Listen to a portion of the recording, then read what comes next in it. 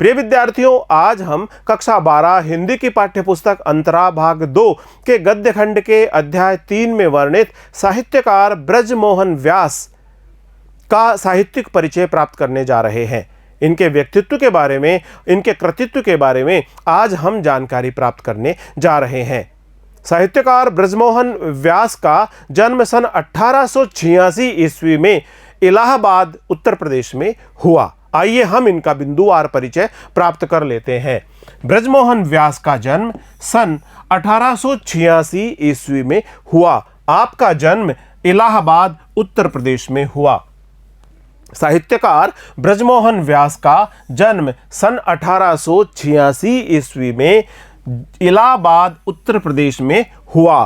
पंडित गंगानाथ झा और पंडित बालकृष्ण भट्ट से उन्होंने संस्कृत का ज्ञान प्राप्त किया।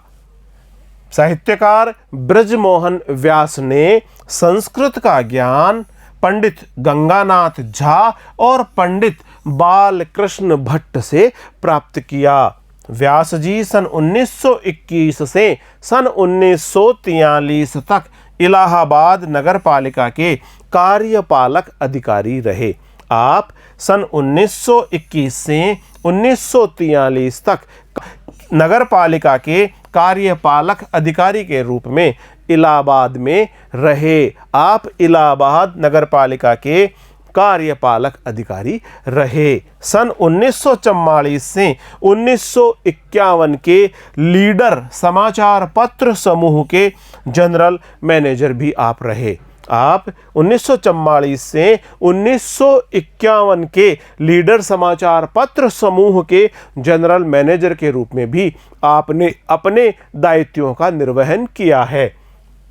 आपकी जो प्रमुख कृतियां हैं उसमें जानकी हरण, जिसे कुमार दास द्वारा कृत किया गया है, कुमार दास द्वारा रचित किया गया है, उसका आपने अनुवाद किया है। जानकी हरण का आपने अनुवाद किया है। पंडित बालकृष्ण भट्ट की जीवनी का आपने लेखन किया है। महामना मदन मोहन मालवीय की जीवनी का भी आपने लेखन कार्य किया है। मेरा कच्चा चिट्ठा उनकी आत्मकथा है। उनकी आत्मकथा का नाम है मेरा कच्चा चिट्ठा। मेरा कच्चा चिट्ठा, यह उनकी आत्मकथा है। 23 मार्च 1963 को इलाहाबाद में ही उनका देहावसान हो गया। 23 मार्च 1963 को उन्होंने इस भौतिक धरा से अपना संबंध त्याग दिया। इलाहाबाद में ही उनका देहावसान हो गया। व्यास जी की सबसे बड़ी देन इलाहाबाद का विशाल और प्रसिद्ध संग्रहालय है।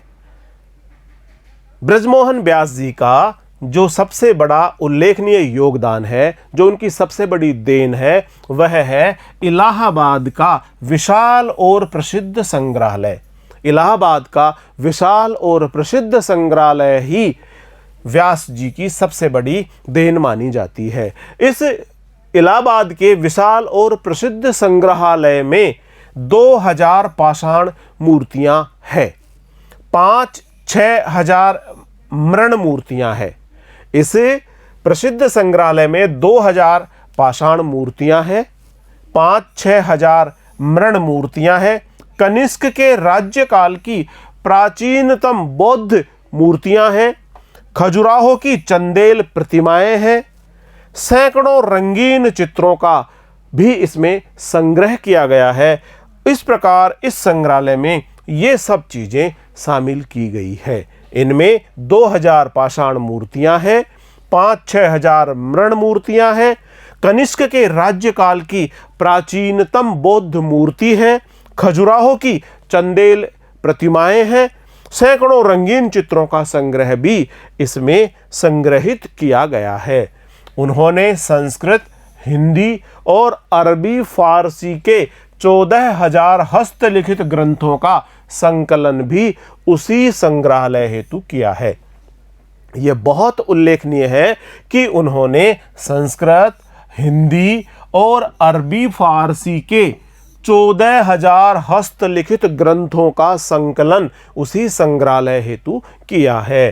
पंडित नेहरू को मिले मानपत्र, पंडित नेहरू को, पंडित जवाहरलाल नेहरू को मिले मानपत्र, चंद्रशेखर आजाद की पिस्तौल इलाहाबाद संग्रहालय की धरोहर मानी जाती है। इलाहाबाद संग्रहालय की धरोहर के रूप में पंडित नेहरू को मिले मानपत्र और चंद्रशेखर आजाद की पिस्तौल भी वहां पर संग्रहित की गई है।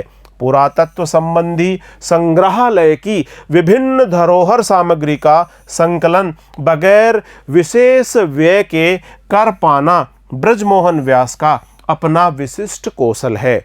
इस प्रकार किसी भी संग्रहालय के लिए वस्तुओं का संग्रह करना बहुत श्रमसाध्य कार्य है, बहुत अधिक धन खर्च होने वाला कार्य है, लेकिन पुरातत्व संबंधी इस संग्रहालय की विभिन्न धरोहर सामग्री का संकलन बगैर विशेष व्यय के, बगैर विशेष खर्चे के कर पाना ब्रजमोहन व्यास का अपना विशिष्ट कौशल है।